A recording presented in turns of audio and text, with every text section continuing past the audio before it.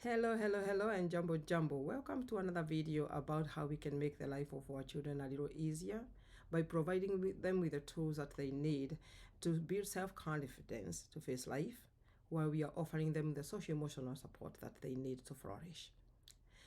This video is about the follow-on of the former video that we made about the drop-off transition, one of the major transitions that children will experience in their younger years. And I discovered that we had left some important tools that we can use, which are equally as important to those which were outlined at that time. And specifically, I want us to talk about the drop off by the door. At the door, when you get at the door, what do you do? It is very easy to realize and to go thinking that the way you have dropped off the child is the way they're going to be. But we can make it easier for the child and for yourself before you go. That 2, 3, 5 minutes max when you're dropping off your child. So let's assume, okay, you have gone, you have signed in, and now you're at the classroom door and you have the teacher. And now this teacher is probably busy. What do you do? How do you go about it? One of the greatest suggestions I usually say is engage the child. If they had to come up with a drop-off toy, a stuffed animal or a blankie, you can actually engage them. You can either ask them to go to the cozy area if they are familiar with the environment, or you can engage them with their favorite toy in that classroom. When the teacher is free, because maybe chances are there are other children who are crying and the teacher is trying to juggle maybe engaging those children who are crying. So you, the parent, can help and engage the child as the teacher try to kind of release herself from the other so that she can attend or he can attend to you. So the best thing you can do, engage your child. The second thing you can do after or before is talk to the teacher. Collaborate with the teacher. Let the teacher know the moods of your child, how the morning went, and how maybe they can handle your child. The teachers are equipped to be able to do that if you let them, if you collaborate with them. After you are done collaborating with the teacher and telling them what the day has been or what the morning has been and how to comfort your child, how to talk to your child, because technically there are some children who actually don't like hugs. There are children who just want to be left by themselves. There are children who want to just a cuddle. So you are the primary, you're the parent, you're the primary teacher. You're the primary teacher of your child. So talking to the teacher about how to go about comforting your child is important, whether they are crying or not. Now it is time to go. What do? The other video we said, kiss, a hug, goodbye. If that is the routine you're going to create. Routine. Now, when you're walking away and your child is screaming, if it is possible, you can walk backward, waving and smiling to your child and telling them, you know you're going to be okay. It is hard, but it is going to be okay. Assuring them that it is going to be okay and showing your face that it is a happy place. Now, this is one thing I will say, and I know maybe for safety, for security, for everything, it is important. But I would suggest that you do not close the door, you yourself, you the parent or the caregiver who is dropping off. Because by closing the door, you're telling the child, I'm locking you in, and now you cannot get out. And now the child is feeling helpless. It's feeling, what happened? I cannot get out. I'm locked in here. Just imagine what it would feel if it was you and how helpless you can imagine. Allowing the teacher maybe to close that door because the teacher is going to remain gives the child a constantness that, if there is such a word, that it is going to be okay. The other thing, and this, I don't know whether people realize what this does to the child, and I have seen it over and over again. When you're dropping off the child and you, the parent, have engaged the child and the child has become busy and now is distracted, the parents usually will go without informing the child that they're leaving.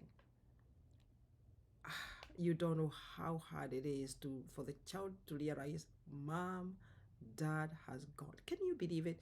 Can you imagine if you're the one, your friend drops you to a place, gets to the parking lot, you get in, you're together, and now you got distracted and you decided maybe to talk to people, or even let's say to the airport. Somebody drops you to the airport, and as soon as they drop you over, you're checking in, you got distracted, and they just leave without telling you. How would you feel? How would you feel? Let's face it, many times probably either way the child will cry, and especially when they discover mom or dad or the caregiver left without letting them know. And in my own world, I usually think that maybe the child feels tricked, and it is hard, and therefore they will kind of not trust anyone, including the teacher. If the teacher says I'll be right back, or the teacher says I'm going this or that, they may not necessarily be able to trust, because now they know when I look this way, mom or dad or mom or the teacher can just leave anytime. So I have to keep my eyes on my mommy or daddy. I have to hold on to their hands. I have to hold on to their dear feet. And so it is very hard. It is important, if when you're leaving and you're ready to leave, letting the child know you're leaving. They will cry, yes. But it is this time around we are building confidence and helping the child trust the routine and trust the process. And this is one of the ways you can help the child trust the process, that when I'm leaving, I'm not just leaving you. I'll let you know I'm leaving so that we can have the closure of this session that we have. And I'll be right back. The child will cry. You do that 1, 2, 3, 4 days. The child will be okay. They will know, oh, this is what happens. And they have a form of control or familiarity of the space that they can predict. When I go to school, we get to the door, mommy talks to the teacher, or I get to play a little bit with the toys with mommy, and then mommy or daddy waves goodbye to me, and they let me know that they're leaving. The other thing which I wanted to mention was that when you drop off and you leave the room, most of the time, and most probably, you'll hear the scream of the child throwing that big, huge tantrum. Again, to me, a tantrum is an opinion that I really don't like this, but I'm the one who is dealing with it. Most of the parents will be tempted to go back to comfort the child, because it is hard, let's face it. That deeper cry is very hard. Unfortunately, when mom or dad or the caregiver come back, you will start the transition. And now the message you have sent to the child is, I can cry hard, and when I cry hard enough, mommy comes back. And you have to restart that over and over again.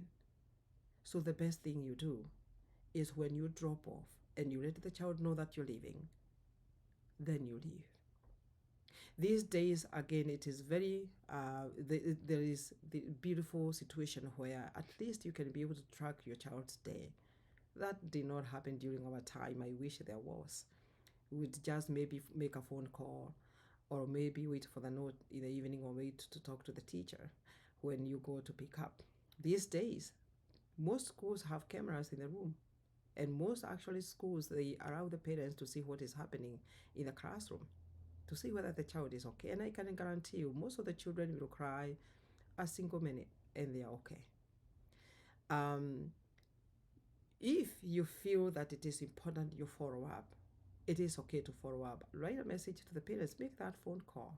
They will update you with the pictures and how the child is doing and how the child is handling everything. So no worries. When you leave the room, just know that the teachers are equipped to be able to handle your child, to make them have a good day. Because let's face it, when the child is crying and the teacher is there, the teacher is not able to teach all the others. So they will have to comfort your child first. And so trusting the teacher, that the teacher will have to do everything they know how to do to help that child calm down, so that at least the learning process can start, which is also a learning process. Comforting that child makes it easier for the teacher, because a happier child makes the teacher happy also, and to you, the parent. So when we collaborate, the child, the teacher, and you, the parent, things becomes a little easier, because like I said, you and the teacher have something in common, and that somebody is your child.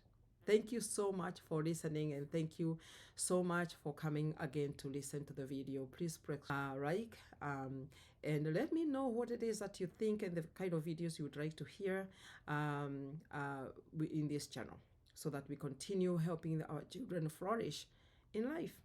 Thank you.